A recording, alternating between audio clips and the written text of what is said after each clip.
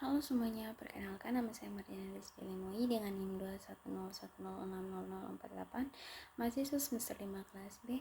Pada kesempatan kali ini saya akan menjelaskan materi biokimia terkait asam nukleat. Nah, di sini ada struktur monomerik dari asam nukleat. Asam nukleat adalah senyawa-senyawa polimerik dengan berat molekul tinggi yang pada hidrolisis sempurna menghasilkan cincin purin dan pirimidin yang terdapat di dalam asam nukleat dikenal sebagai basa. Meskipun hampir tidak ada sifat-sifat basanya, hampir semua molekul basa membentuk suatu bidang datar atau planar. Basa purin dan pirimidin adalah rantai samping dari asam nukleat dengan gugus polar C-2O, NH, dan NHZ. Hidrolisis parsial senyawa tersebut akan menghasilkan nukleosida dan nukleotida. Basa-basa purin dan pirimidin komponen gula atau diribosa dan deoksiribosa dan juga asam fosfat. Nah, struktur monomerik asam nukleat yang pertama juga ada basa-basa purin. Asam nukleat merupakan molekul yang tersusun dari polimer nukleotida. Nukleotida sebagai monomer dari asam nukleat tersusun dari basa nitrogen, sebuah gula pentosa, dan gugus fosfat, di mana basa nitrogennya ada dua, yaitu purin dan pirimidin, sedangkan gulanya juga ada dua, yaitu gula pentosa deoksiribosa dan gula ribosa yang gugus fosfatnya terikat pada gulanya. Basa purin adalah derivat senyawa purin yang dibentuk karena fusi cincin pirimidin dan cincin imidazol. Nah, cara penomoran atom-atom dalam senyawa purin berlawanan dengan arah penomoran cincin pirimidin. Nah, struktur basa adenin dan guanin serta derivat basa purin yang lain dapat kita lihat bersama pada gambar 6.1. Yang gambarnya sudah saya tampilkan di slide ini merupakan struktur basa purin dan derivatnya. Basa purin berasal dari senyawa heterosiklik yang terdiri dari dua gabungan siklik atau biasa disebut bisiklik, sedangkan pirimidin merupakan senyawa yang heterosiklik, di mana pirimidin berasal dari turunan pirimidin yang ditambahkan satu atom N, atau pirimidin hanya ada satu atom N-nya. Basa purin adalah derivat senyawa purin yang dibentuk karena fusi cincin pirimidin dan cincin imidazol. Cara penomoran atom-atom dalam senyawa purin berlawanan dengan arah penomoran cincin pirimidin, sehingga struktur basa adenin dan guanin serta derivat basa purinnya itu juga kita lihat bersama pada gambar 6.1. Basa purin yang terdapat dalam DNA dan RNA adalah adenin dan guanin.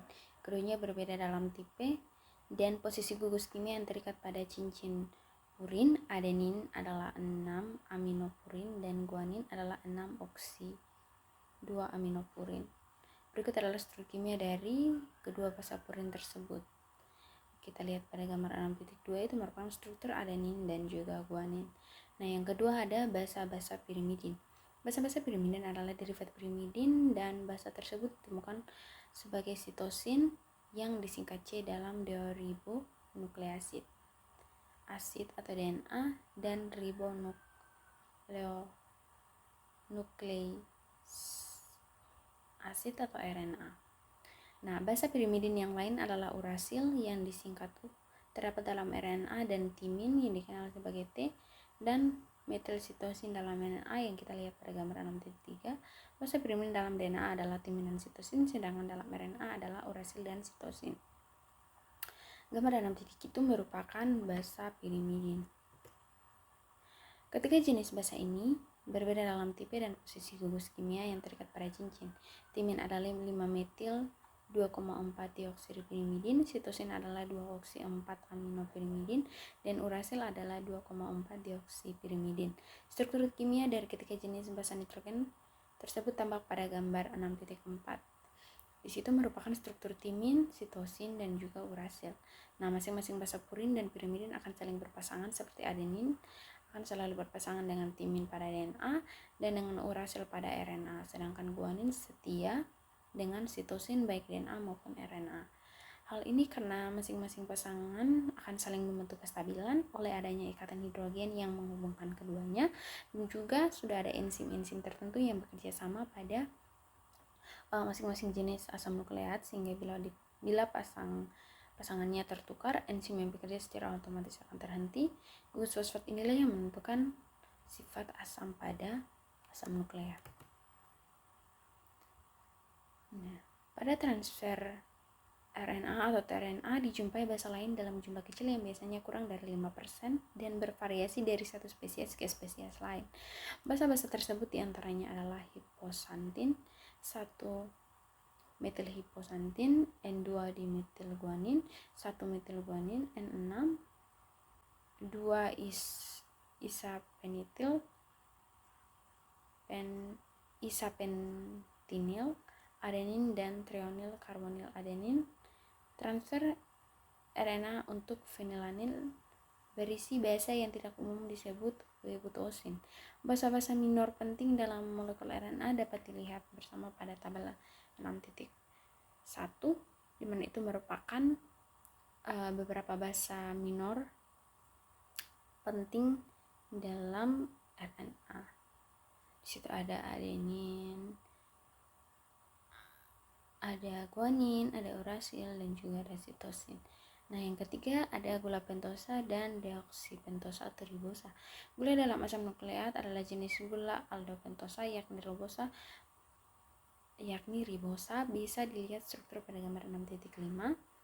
Struktur Haworth atau sikliknya menunjukkan posisi beta furanosa, beta untuk posisi OH yang di atas, furanosa untuk siklik dari 5 atom karbon. Perhatikan untuk C2-nya, disitulah letak perbedaan dari tiap jenis asam nukleat atau dari DNA dan RNA. Untuk RNA sama seperti gambar tadi, namun untuk DNA agak sedikit berbeda, di mana pada atom C2-nya kehilangan atom O, sehingga yang ada hanya substituen hanya saja. Itulah dinamakan dengan gula deoksiribosa. Gambar 6.5-nya dapat dilihat pada slide. Itu gambar struktur ribosa dan deoksiribosa dalam nukleotida.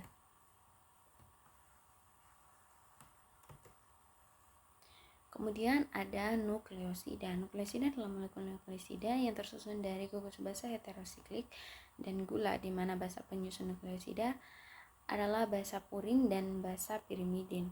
Sementara gula pentosanya adalah ribosa atau gula deoksiribosa. Basa nitrogen berikatan dengan ikatan beta pada atom karbon nomor 1 dari gula ribosa atau deoksiribosa.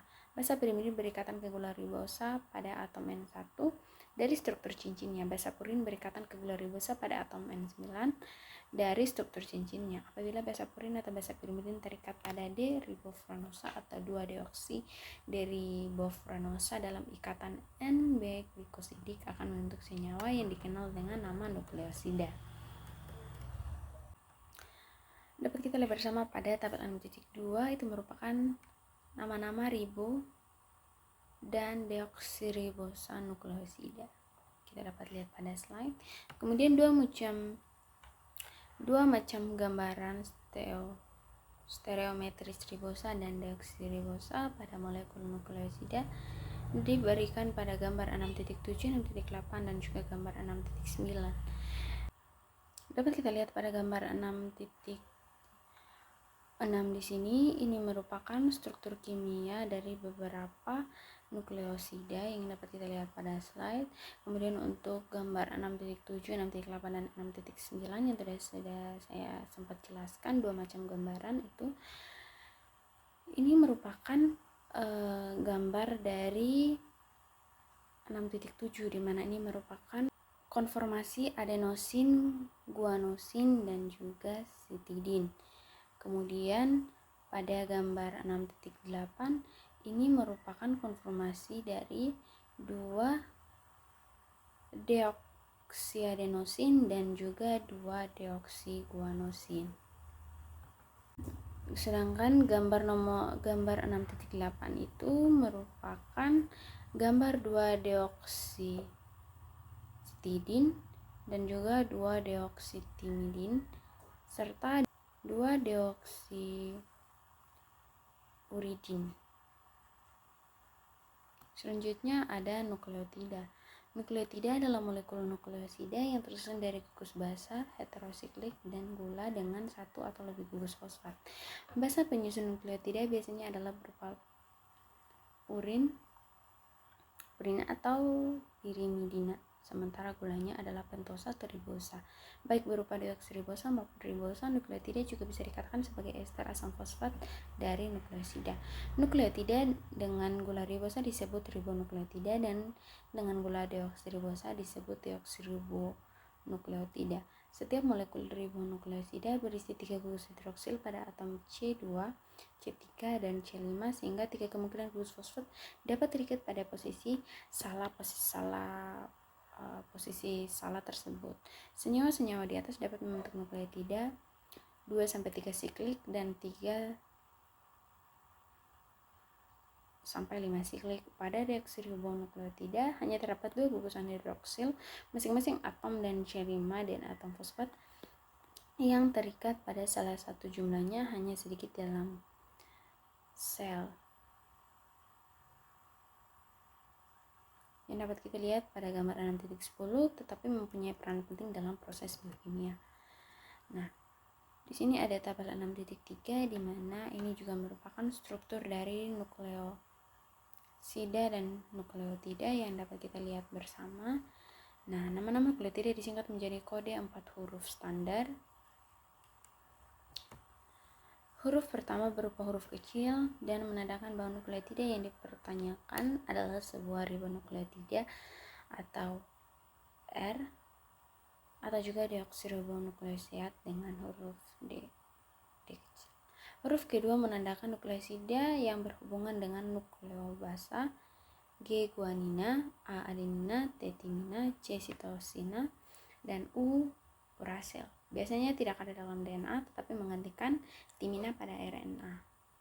Huruf ketiga dan keempat menandakan panjang dari rantai fosfat yang terikat, seperti mono, di, tri, dan seterusnya, serta keberadaan sebuah fosfat atau P.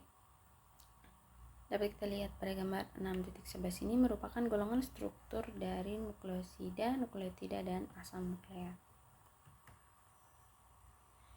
Nah, untuk pengertian asam nukleat sendiri, asam nukleat adalah biopolimer yang berbobot molekul tinggi dengan unit monomernya mononukleotida. Asam nukleat terdapat pada semua sel hidup dan bertugas untuk menyimpan dan mentransfer genetik, kemudian menerjemahkan informasi ini secara tepat dan mensintesis protein yang khas bagi masing-masing sel. Asam nukleat jika unit-unit pembangunnya deoksiribonukleotida disebut asam deoksiribonukleotida atau DNA, dan jika terdiri dari unit-unit ribonukleotida disebut asam ribonukleotida atau RNA. Nah, asam nukleat juga merupakan senyawa menjebuk yang dibuat dari banyak nukleotida. Bila nukleotida yang mengandung ribose, maka asam nukleat yang terjadi adalah RNA atau ribonucleic acid atau asam ribonukleat yang berguna dalam sintesis protein. Bila nukleotida mengandung deoksiribosa, maka asam nukleat yang terjadi adalah DNA atau deoksiribonucleic acid atau asam deoksiribonukleat yang merupakan bahan utama pembentuk inti sel. Nah, dalam asam nukleat terdapat 4 basa nitrogen yang berbeda, yaitu 2 purin dan 2 pirimidin. Baik dalam RNA maupun DNA, purin selalu adenin dan guanin, dan dalam RNA pirimidin selalu sitosin dan urasil. Dalam DNA pirimidin selalu sitosin dan timin.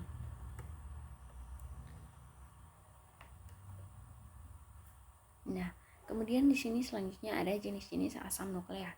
Asam nukleat dalam sel ada 2 jenis, yaitu DNA atau asam deoksiribonukleat dan RNA atau asam ribonukleat. Baik DNA maupun RNA berupa anion dan pada umumnya terikat oleh protein dan bersifat basa. Misalnya DNA dalam inti sel terikat pada histon, senyawa gabungan antara protein dan asam nukleat disebut nukleoprotein. Nah, molekul asam nukleat merupakan polimer seperti protein, tetapi unit penyusunnya adalah nukleotida. Salah satu contoh nukleotida asam nukleat bebas adalah ATP yang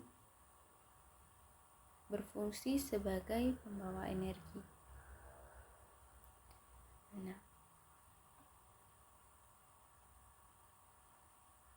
asam nukleat merupakan salah satu makromolekul yang memegang peranan sangat penting dalam kehidupan organisme karena di dalamnya tersimpan informasi genetik. Asam nukleat sering dinamakan juga polinukleotida karena tersusun dari sejumlah molekul nukleotida sebagai monomernya. Tiap Setiap nukleotida mempunyai struktur yang terdiri atas glukosa fosfat, gula pentosa, dan basa nitrogen atau basa nukleotida atau juga basa N. Ada 2 macam asam nukleat, yaitu asam deoksiribonukleat atau DNA dan asam ribonukleat atau RNA. Dilihat dari strukturnya, perbedaan di antara kedua macam asam nukleat terletak pada komponen gula pentosanya.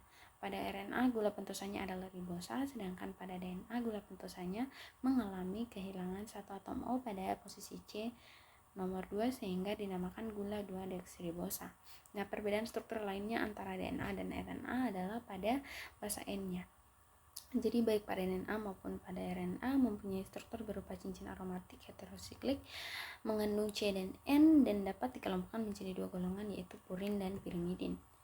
Nah, DNA atau deoksiribonukleasid asid merupakan asam nukleat yang berperan sebagai molekul genetik. DNA adalah molekul besar dan bertugas membawa informasi untuk biosintesis semacam protein. 2 orang ilmuwan, C.D. Watson dan VHC Crick, mengajukan model struktur molekul DNA yang hingga kini sangat diyakini keberadaannya dan dijadikan dasar dalam berbagai teknik yang berkaitan dengan manipulasi DNA. Model tersebut dikenal sebagai tangga berpilin atau double helix. Secara alami DNA yang pada umumnya mempunyai struktur molekul tangga berpilin ini. Nah, model tangga berpilin menggambarkan struktur molekul DNA sebagai 2 rantai polinukleotida yang saling memilin, membentuk spiral dengan 2 arah dengan arah pilinan ke kanan. Fosfat dan gula pada masing-masing rantai menghadap ke arah luar sumbu pilinan, sedangkan basa N menghadap ke arah dalam sumbu pilinan dengan susunan yang sangat khas seperti sebagai pasangan. Nah, pasangan basa antara kedua rantai dalam hal ini, basa A pada satu rantai akan berpasangan dengan basa T pada rantai lainnya, sedangkan G berpasangan dengan basa C. Pasangan-pasangan basa ini dihubungkan oleh ikatan hidrogen yang lemah atau non-kovalen. Basa A dan T dihubungkan oleh ikatan hidrogen rangkap 2, sedangkan basa G dan C dihubungkan oleh ikatan hidrogen rangkap 3. Nah, yang pertama ada struktur polimer DNA. Asam nukleat adalah polimer yang terdiri atas ratusan, ribuan, bahkan jutaan molekul nukleotida yang terangkai satu dengan yang lain dalam ikatan fosfodiester. Pada bakteria 100 dan kromosom manusia 10 residu.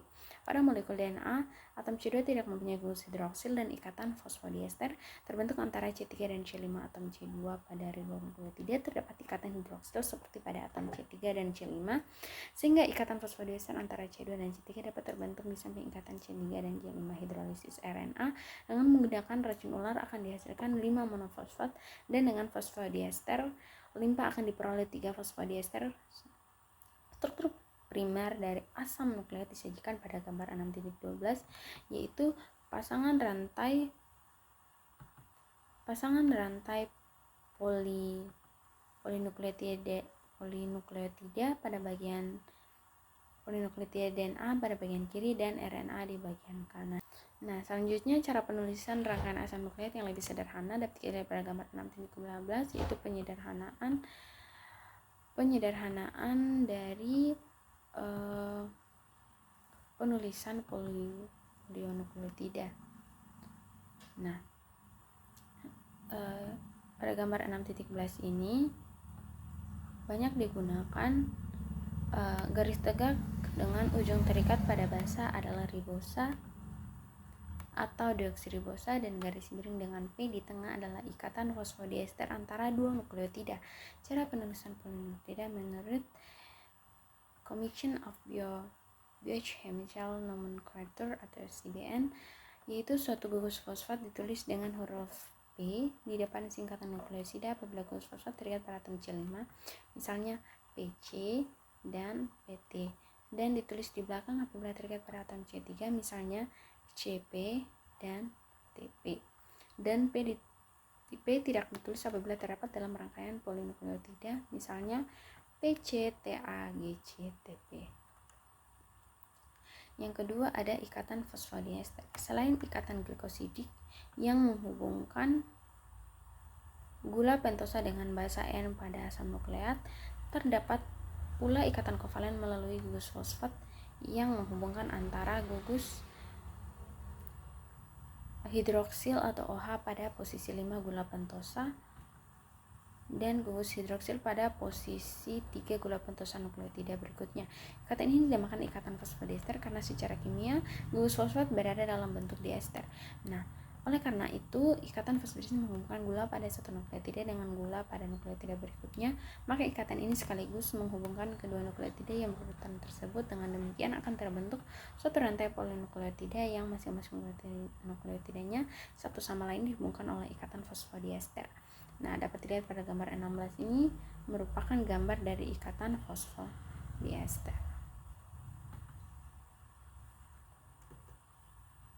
Yang ketiga ada struktur sekunder DNA. Nah, penelitian dari Atsbury dengan menggunakan difraksi sinar X yang diikuti oleh Franklin dan Gosling, pengukuran sangat intensif oleh Wilkins dan kawan-kawan merupakan dasar penentuan arsitektur DNA. Nah, Watson dan hasil penelitian di atas dan Tiani sendiri dan dengan menggunakan intuisi, inspirasi dan bangunan model dapat ditentukan struktur molekul DNA yang dapat dilihat pada gambar 6.15 pada tahun 1953. Kedua peneliti tersebut mendapat hadiah Nobel. Nah, gambar 6.15 ini merupakan dua macam struktur DNA. Bagian A adalah struktur pita yang terdiri atas rangkaian gula fosfodiester atau bentuk spiral dan anak tangga yang terdiri atas pasangan basa pirimidin. Sedangkan bagian B ini merupakan struktur dengan konformasi residu nukleotidil. Untai ganda polinukleotida pada gambar 6.15 berbentuk spiral dan setiap putaran terdiri atas 10 pasangan basa atau dua basa yang komplementer satu terhadap yang lain dengan jarak 3,4 nanometer. Jarak antara dua pasangan basa dalam untai ganda adalah 0,34 nanometer.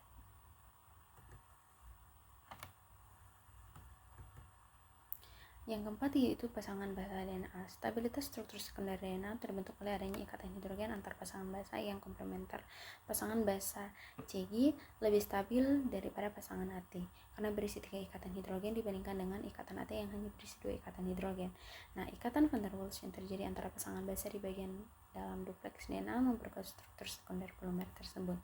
Nah, pasangan basa dari dua untai DNA disajikan pada gambar 6.16 yang menunjukkan fosfat ribosa di bagian luar untai ganda dan pasangan basa di bagian tengah pasangan basa yang komplementer pada DNA GC dan A yang ada pada gambar 6.17 menunjukkan jumlah ikatan hidrogen pada masing-masing pasangan pasangan komplementer pada DNA yaitu GC dan AT disediakan pada gambar 6.18. Nah, ini merupakan gambar 6.12 itu pasangan basa dua untai DNA kerangka gula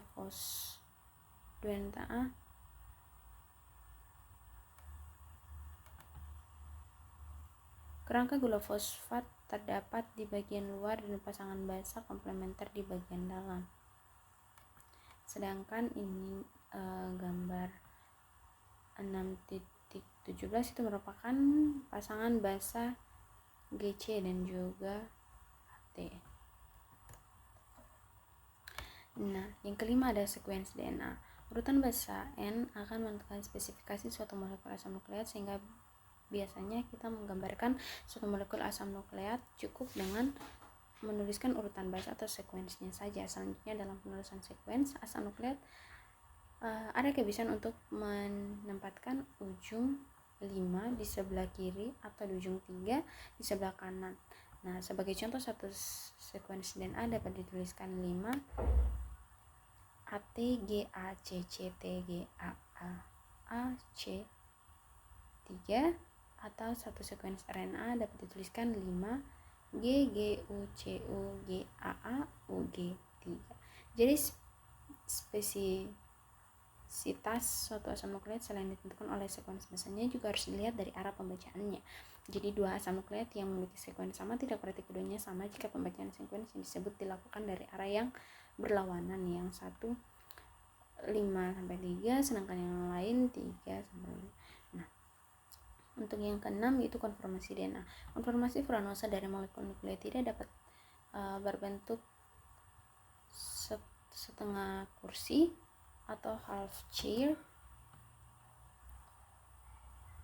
atau berbentuk amplop. Nah, atom C1, 0 dan C4 berada dalam satu bidang latar, sedangkan atom C2 dan C3 dapat terletak di atas atau di bawah garis tersebut. Apabila atom C2 dan C3 terletak di atas cincin bersama dengan atom C5 dan basah, maka konformasi tersebut dinamakan endo, sedangkan apabila berada di sisi lain disebut exo. Beberapa kemungkinan konformasi molekul gula pada nukleotida dapat dilihat pada gambar 6.11, yaitu beberapa kemungkinan konformasi gula dalam nukleosida yang kita dapat lihat pada slide gambarnya. Kemudian rotasi ikatan glikosida nukleosida dan nukleosida fosfat akan menghasilkan dua konformasi yang dikenal sebagai sin dan anti. Nah, konformasi sin terjadi apabila atom 0 sampai 2 dari nukleosida pirimidin atau N3 dan purin di atas bidang gula. Konformasi anti lebih stabil baik pada nukleosida, purin maupun pirimidin yang dapat dilihat pada gambar 6.19 ini.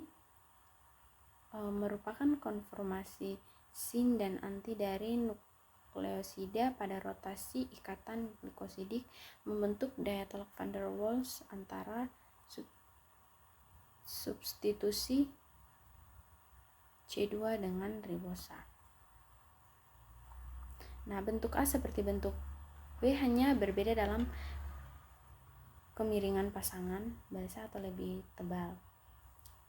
Nah, bentuk A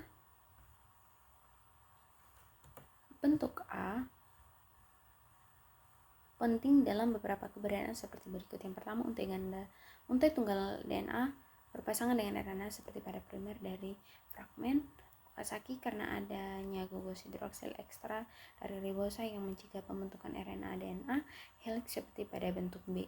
Nah, yang kedua, helix RNA juga akan ditata seperti bentuk A sehingga untai tunggal RNA dapat terbentuk bangunan seperti jepit rambut.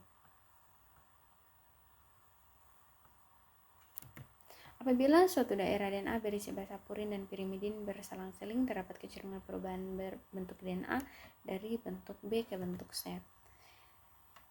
Nah, perbedaan antara ketiga bentuk DNA tersebut dapat dilihat pada tabel 6.4 dan gambar 6.20 menunjukkan perbedaan antara bentuk B dan bentuk Z. Nah, tabel 6.4 merupakan perbedaan bentuk-bentuk DNA, kemudian gambar 6.20 itu merupakan DNA Z membentuk helix zigzag. Nah, yang ketujuh ada struktur tersier DNA. Pada struktur DNA yang dibicarakan di atas adalah struktur DNA lain, bakteria, dan kedua ujung molekul DNA berikatan secara dan membentuk bangunan sirkuler dan dupleks. Ditemukan molekul kovalen kedua untai DNA juga DNA sirkuler. Apabila tersebut kemudian dupleks dipotong dan diputar dengan sumbu DNA sirkuler, ujungnya dikaitkan kembali, maka akan terbentuk dupleks dan supercoil.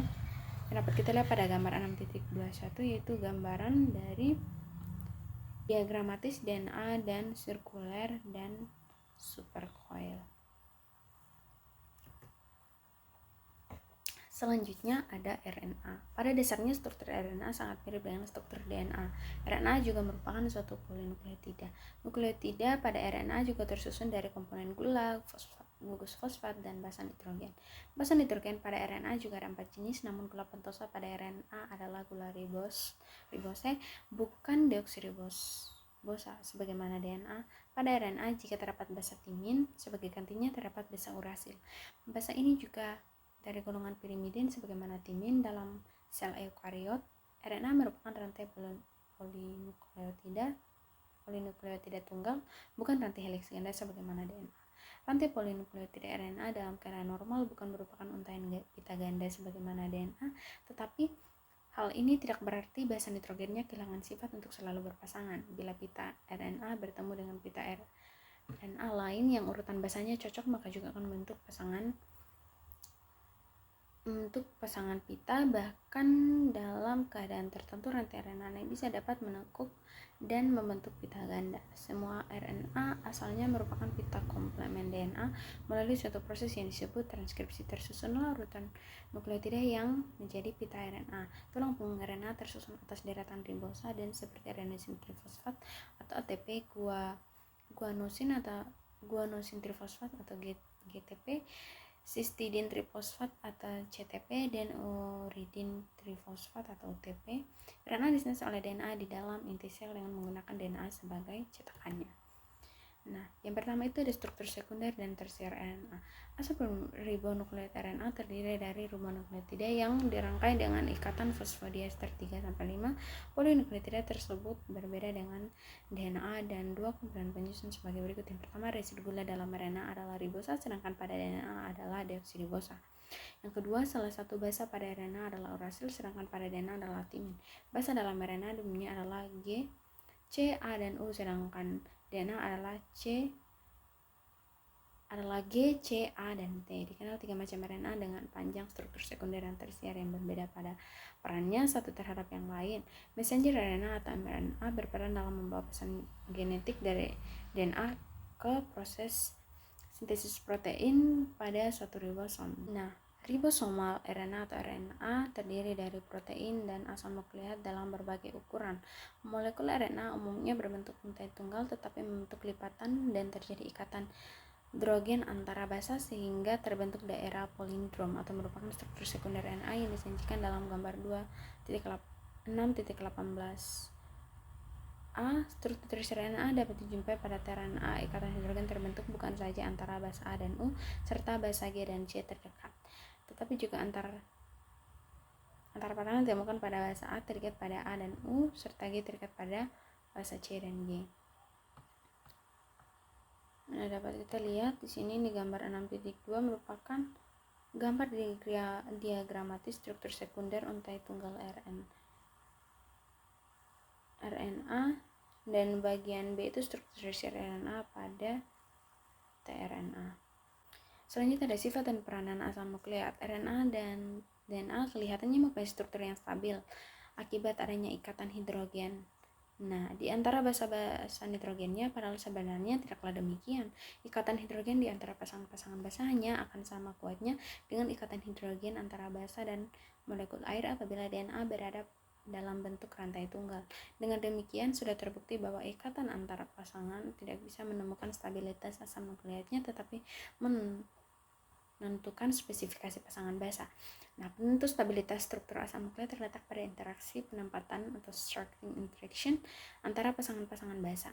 Nah, permukaan basa yang bersifat hidrofobik menyebabkan molekul-molekul air dikeluarkan dari sela-sela perpasangan basa sehingga pasangan tersebut menjadi kuat. Nah, pengaruh alkali terhadap fosfolin akan mengakibatkan terjadi perubahan status tautomerik basa. Nah, contohnya peningkatan pH akan menyebabkan perubahan struktur guanin dari bentuk keton menjadi bentuk enolat. Nah, karena molekul tersebut kehilangan sebuah proton, telah diketahui ada beberapa bahan kimia yang dapat menyebabkan denaturasi asam nukleat pada pH netral. Contoh yang paling dikenal adalah urea atau CONH2x2 dan formamid COHNH2. Pada konsentrasi yang relatif tinggi, senyawa-senyawa tersebut dapat merusak ikatan hidrogen. Artinya, stabilitas struktur sekunder asam nukleat menjadi berkurang dan rantai ganda mengalami denaturasi. DNA bertanggung jawab atas kesamaan antara anggota spesies yang sama dan untuk melanjutkan hidup, karena memastikan bahwa karakteristik yang diwariskan kepada generasi mendatang. Sedangkan RNA membantu sel membaca dan menerjemahkan kode dengan merakit asam amino yang benar urutan yang sesuai dengan kode dalam rangka untuk membentuk protein yang berbeda. Urutan asam amino yang membentuk hemoglobin dalam sel darah merah misalnya sangat berbeda dari apa yang membuat keratin ditemukan dalam buku. Sekian dari hasil penjelasan saya terkait materi asam nukleat. Selebihnya saya mohon maaf. Sekian dan terima kasih.